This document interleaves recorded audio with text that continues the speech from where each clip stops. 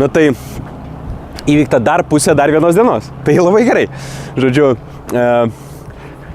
oras ne mano mėgstamiausias, nes saulė šviečia, šilta, visas ledas ir sniegas ištirpęs. Tai truputį toks jau skaičiukų žaidimas prasideda, nes greitis jau mažai įtakos turi. Išskyrus gal vieną vietą, kur žiūrovai primetė sniegą iš kažkur radė, su kibrais prinešė.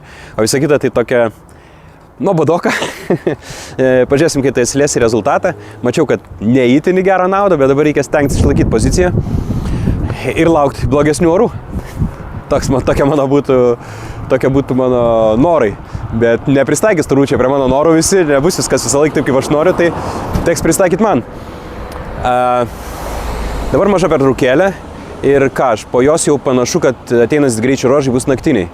Tai supratau organizatoriaus klastą. Jeigu, pavyzdžiui, vakar rytiniai greičio ruožai buvo nepalankus anksti startuojantiems dalyviams su mažais startinio numeriais, tai turbūt, kad išlygintų visą situaciją, šiandien mes startuosime labai vėlai, kai jau ateina naktis, kai plikledis, šaltis.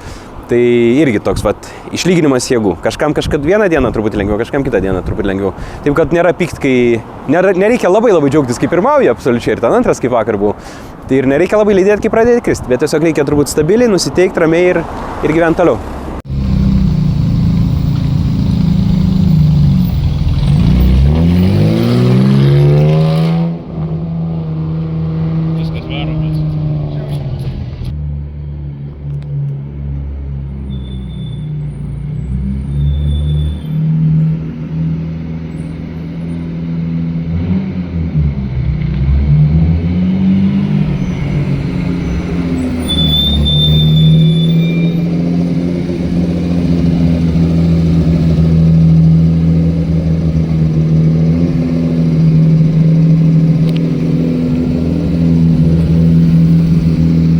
Baigiam šiandienos greičių ruožus, tai...